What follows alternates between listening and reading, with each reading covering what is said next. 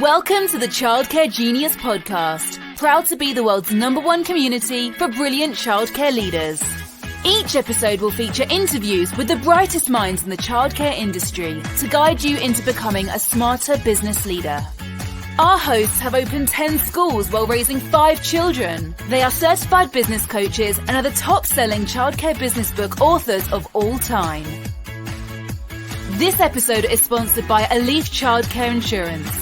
Give Blake a call at 972-232-2258 to get a free quote on childcare business insurance today. Let's welcome to the Childcare Genius podcast, our hosts, Brian and Carol Duprey.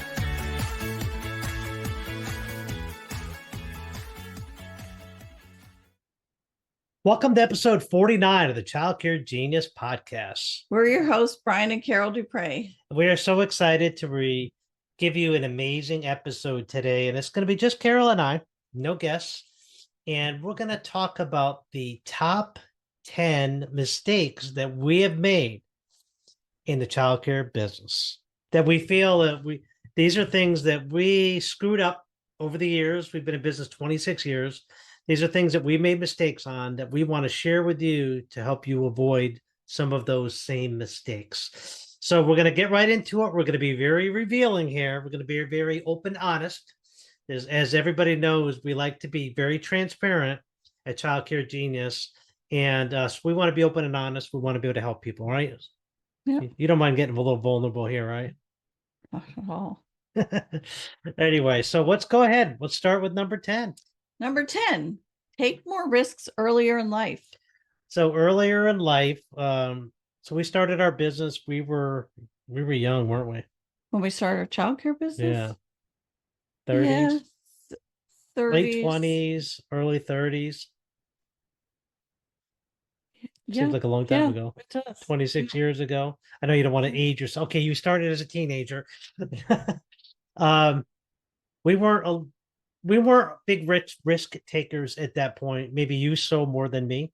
I think more because we had taken risks and kind of lost everything that we got a little gun shy. We had failed in business in our 20s, early 20s in Virginia. It was me failing in a failed mortgage business that I had. So we were a little gun shy about taking risks. And I was very adverse to risk in real estate purchases, really adverse to real estate to risk in our business because I didn't want to lose everything. So by us not being able to take risks, I think it held us back a lot of it. Right. Any other things you can think of with that? Not really. I mean, we knew that most people that become wealthy, they fail a lot. Yeah, I heard the average millionaire goes bankrupt 2.3 times in their lifetime. But when you fail once, sometimes it takes you a while to get back on the horse, as they say. Yeah, we failed in business, and now we've succeeded in multiple businesses. Yeah, creating multiple $1 million businesses. It's exciting, but that first failed business was probably what is the catapult of our success. Being able to take that risk, fail, and get back on the horse. Yeah, some people never do. Right. And so if you're afraid to take risks, you're going to have to take risks every day. When you leave your house, you take a risk, right? Yeah. You drive on the cars nowadays with the crazy drivers that are out there. And you know, you can't be afraid. You can't be afraid to fly. You got to be able to take risks in life because life is a calculated risk. Well, your business is no different. So one mistake we've gained, number 10 again, is we wish we would have taken more risks earlier on. Yep. What's number 9? 9 is read more at an earlier age. Yeah, we like to read now. We like to kind of expand our mind. And there's a lot of good books out there, especially in leadership and business. And didn't really start reading till probably in my 40s. And I missed out a lot of opportunities to, expand my mind and give my creative juices of business flowing earlier because I was never too busy. Right. Too busy to read, basically. And something that helps now is when we were younger, they didn't have audiobooks. And I'm not a reader. So the audiobooks help a lot with. Yeah, because when you're doing laundry or you're walking around on a treadmill, you're in a car driving, you can listen to audiobooks. I sometimes when I'm at the beach, walking on a beach, I'm listening to an audiobook as well. Audible is great. And you can't beat it. You book a month. basically a subscription to Audibles, one book a month for Yeah. $15.99, and it forces you to read one book a month, which is great. It's just knowledge, learning. Right. Don't be afraid to take a college class. Yep. Learn. I read real estate books and try to knowledge. Everybody asks me, like, where did you learn your real estate knowledge? Books, tapes, listening. Find billionaires who have done real estate and find out how they did it. And a lot of times they'll write the story down. Yep. So reading, and I've had a lot of coaching clients. I just don't have time to read. Well, you drive, you're on a treadmill, you're working out. Get the audiobooks. Use that time productively. Stop watching Netflix. Netflix will not send you a dividend check. But you can make money from audiobooks by learning the knowledge. Yep. And number 8 is write a book sooner. Yeah. So we've written 6 books.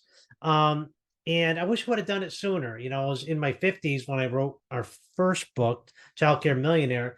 And I just realized what an impact our books have had on the world and the childcare world. We're the best-selling authors in the world in childcare related space and childcare business books. I don't take that lightly, and I don't tell it to brag. What I tell is our story resonates with people. Being in 26 years, opened 10 schools, have failed in business and succeeded, have made millions in the industry. People, it resonates, that story resonates. But I wish I would have written the book sooner, Childcare Millionaire, because I think it would have helped a lot more people sooner to avoid a lot of the mistakes we made earlier on. And that's what books are. Books are just a culmination of the mistakes we made.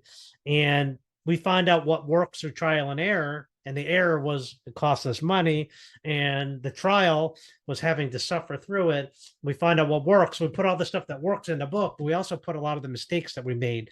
And this podcast today is a culmination of some of our mistakes to keep you from avoiding making the same ones. And wisdom is much better than experience. Wisdom is learning from the mistakes of other people. Experience is learning from your own mistakes. Wisdom is much better than experience. We had the experience. Now you get the wisdom of that experience. And that's what today's podcast is all about, giving you wisdom. And number 7 is to buy our dream home earlier. We saved and saved and saved and got out of debt. And we finally, in our 50s, bought our dream home. And I can't see us ever moving from here, but maybe if that house across the lake opens up, maybe we will move into that one. But we're in our dream home. We live on a lake now, and we wish we would have moved here sooner. And we could have afforded to do it sooner. Right. It's just, again, taking that risk in there. And, 50s is great, but it would have been nicer in our 40s to do that. I wish we would have done it sooner. That's just one of our wish we would have. If we could have had to do it over, we probably would have done that. I don't know if that helps anybody, but don't wait forever, because for some people that may never come. I'll wait and do that in retirement. I'll wait to travel till retirement. Ladies and gentlemen, a lot of people never get to retirement. They drop dead before then. Am I saying that being morbid? No, I'm saving that to say live your life. Don't wait until a certain time in the future to do something. Plan on doing it in the next 12 months. If you have something to do it. Exactly. Number 6 is hire a coach sooner. Yeah, coaching is so important to a business. And I've had some people say, I don't need a coach. Okay. Tiger Woods has a coach. LeBron James has a coach. The best basketball player, any sports athlete in the world has a coach. Now, can any sports athlete run circles around their coach in any sport? The answer is yes. Well, why do they hire a coach if that coach isn't as good as they are in that job? The reason being is a coach will bring out the best in somebody. I coach clients that have higher revenue numbers than me. I've had coached clients that have more numbers. I've coached clients with 20 locations. I've only opened 10. Why do they listen to me? And why do they listen to Carol? Because we could bring out the best in them. We make them think of things that they don't see before. I wish I would have hired a coach much sooner to help me think of the things that I wasn't thinking about. Maybe to help me avoid some of those mistakes I made and you made in our 20s and 30s, that we're just realizing now, oh my God, I wish somebody would have helped me to avoid opening that location. We opened one location. It was a total, I won't say a total flop. We never made money out of it because we didn't do market research. Right. And you know what? If coach would have helped us do that market research, we just didn't know. So we would have hired a coach in year one, maybe even before we opened our school. We work with a lot of clients pre-opening, pre-launch. We've got one guy right now in Virginia we're working with. He's still 4 months away from opening his school. We've been working with him for the last month, and we're helping him with getting everything ready. So on day one, he's ready to go. We've done that. We worked for a year with one client in Tennessee for a whole year. We work with them prior to opening while they're doing the construction. So when they're day one, they're ready to go. Avoid those same mistakes. A coach will get your money back tenfold easily. Whether it's us or somebody else, you don't have to hire us, but you do need to hire somebody to help you. It'll be the best money you've ever spent. Number 5. Research more before opening a location. Do your homework. I've had people say to me, I think this would be a great location. I say, okay, why? It's a good neighborhood. Yeah. Okay. What are the incomes of the people who live in the neighborhood? I don't know. What's the average number of children of people live in the neighborhood? I don't know. Where's the nearest elementary school? I think there's one down this street. How many retirees live in the neighborhood? You want to know that. But they don't have children. So very important to know these questions. Also, right turns. People tend to want to take right turns more than they want to turn left. So when they're dropping off their kid, they want to drop them off quicker. Is it near where they live or where they work? People would rather drop off in their residential neighborhood and have a stress-free drive without children than drop it off close to their work. So a daycare closer to their home is better than a daycare closer to their work. So all these things that I never thought of when I opened a location, I just like, okay, this looks good. This looks good. I'm doing flicking my fingers and putting it to the wind because that's how we did business, because we didn't have a coach helping us. We didn't know what market research is. But today there's a lot of opportunities. We barely had the internet when we first started. So there was no research, but now there's companies that'll do research for you to know all this stuff. And a lot of it's at your fingertips. For a couple bucks, you can get all this market research. Make sure you do your homework. And you say, well, I want to go into this area because there's no daycare franchises in there. Well, that might not be good, because if there's nobody there, then the people who've done market research realize that maybe that's not a good area to put a daycare center in. And they said, why would I want to put a daycare center next to a big franchise? Because when they tour them, they also tour you. And if you could do it better than them, you're going to get the business. So it's not always being afraid. It's living with knowledge is better than living in fear. So we want to help you and make sure that you research before a location. That's what we would do different. We would have done a lot more research. A couple of locations that we closed because they were just not in the best areas, we would never have opened them in the first place. We would have diverted those dollars into a different area. Yeah. Number 4. Hire a full-time maintenance person sooner. Definitely hiring a full-time maintenance person, and now we have 2 full-time maintenance crew. That was the biggest win for us. Yeah. And it was after probably 17 years before we did it. We waited way too long. We subcontracted a little, but we did a lot of the work ourselves. It gave us our weekends back. It gave us our weekends back, gave us our life back, and things got done a whole lot better. Yeah. And the cost wasn't that much more, considering that they would do it cheaper, because whenever we fix something, we'd probably have to refix it and fix it again a year later. Whereas if it done right the first time, we wouldn't have to replace that toilet. I don't know about you, but I was pretty good at maintenance. You're pretty good at that, but Kevin's better. Definitely. And getting our life back, that was important, to travel more for sure. And when things break now, they call them, they don't call us. Yeah. Which is nice. Number 3. Working on marriage while building the business early on. Yeah. I mean, when you're working in a marriage and you're working in a business, a lot of times the marriage becomes second to the business. And I think that happens a lot in couples that are building a business together. they become business partners more than they become husband and wife.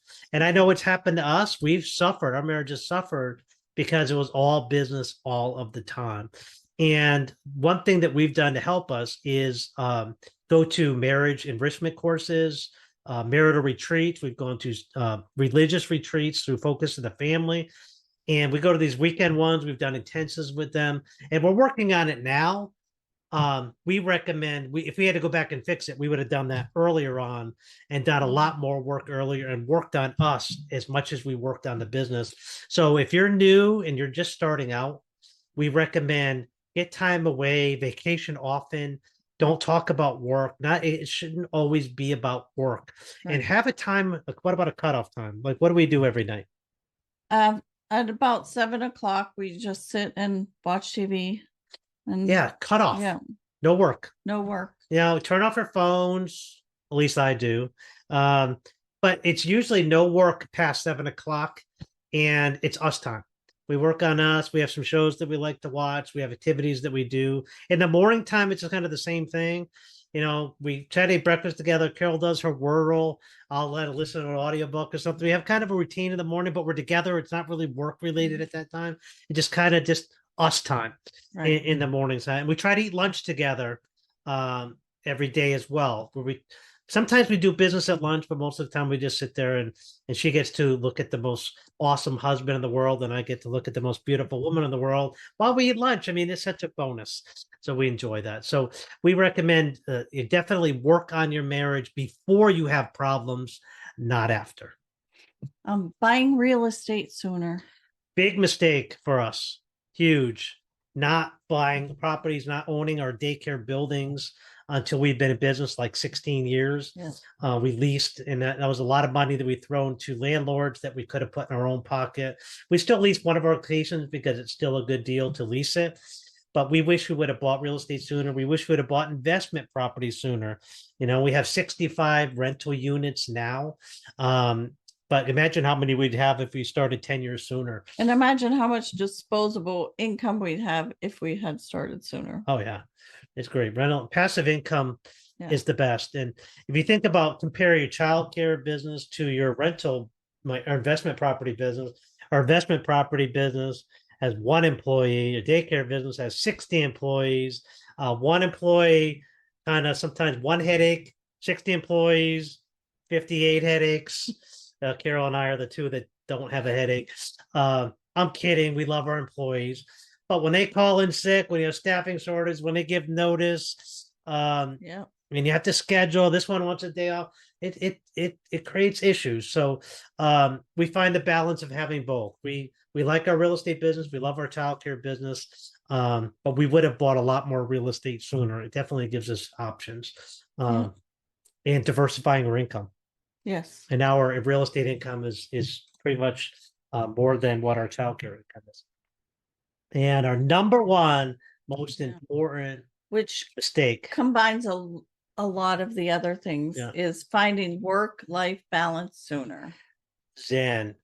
I wrote a childcare millionaire vacation often. You need to take time away from your business. And for the longest time, we would work 60 hours a week all year long, not take days off, not take vacation. I have coached clients who haven't had vacations with their spouse, with no children, in years. Yeah. Years.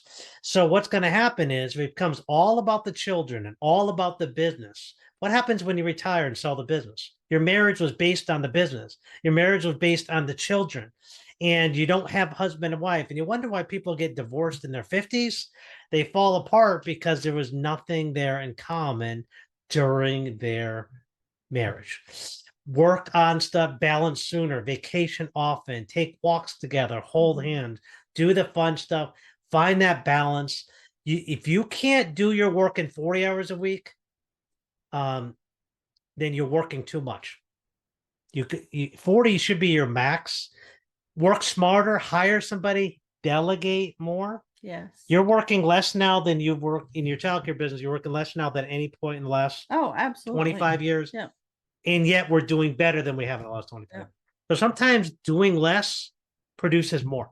I mean, there were times in our business where we're like, well, we should do this and this and this because it saves us money, but it takes away your time, and your time could be spent figuring out smarter ways to make money. Exactly. Time is money. And if you could pay somebody else $15, $20 an hour, do something you are doing now, let's flip that around. If you're doing something now that you could pay somebody $15 an hour to do, you are working for $15 an hour. Right. That is how you need to look at things. So if you could delegate out, especially things you don't like to do. Do you do anything you don't like to do now? You're pretty much, there's only one or two things you probably do that we're working on delegating out. But for the most part, 90% of your time is stuff you like to do. Yep. Same thing with me. It's called living your best life. And wish we would have done it sooner. So if you're new to the childcare business, or been a couple of years, find that balance, find that zen. I was talking to a client today, a client that I have in Virginia, and she goes, Brian, I finally have some balance. I said, what do you mean? She goes, I was away for a cruise for 5 days and my team did fine without me. It was her first time in 3 years getting away from the school for that long. And I was like, congratulations, 3 years of business, you finally got it. Now build on that. Go to another conference, go for another vacation. Your team, if you hire the right people, they will survive without you. Train them, delegate them, give them power, and then pay them well, and you're going to be in good shape. And I think this is a good list. Yeah. Again, we had to be very vulnerable here. These are mistakes that we've made. We've had issues. We are by far from perfect. Right. But we've made millions in the childcare business, and we've probably lost $1 million doing dumb stuff. So learn from the mistakes that we made. We'd probably be much more well off. If all these 10 things on this we talked about today, if we would have done them sooner, we'd have millions more probably in the bank today. So we're hoping we helped everybody with this. If we have helped you, shoot us an email. Let us know. info@childcaregenius.com. We love reading emails. We read every single one. We always reply. I don't hire out and have an virtual assistant read my emails for me. I read them. Carol reads them. We reply directly to everybody. So don't think that if I email them that they're too good to answer me. We will always answer you. And we are never too good to help somebody in need. So if you ever need a coaching call, if there's any of these 10 areas you'd like to work on, if you're a center owner now and there's one of those 10 areas you're struggling with and would like to do a free coaching call with me, just go to childcaregenius.com and just say, I'd like to request a free coaching call, and I'd love to help you out and be a blessing in your life. So we're going to go ahead and conclude episode 49 of the Childcare Genius podcast. Thank you for taking time out of your busy life to spend a little bit of time with us.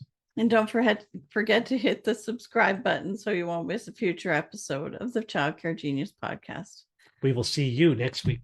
Bye. Bye. Thank you for listening to the Childcare Genius podcast. If you enjoyed the show, please do us a favor and hit the subscribe button so you don't miss a future episode. Don't forget to visit our website at childcaregenius.com to see a list of services we offer to help grow your childcare business.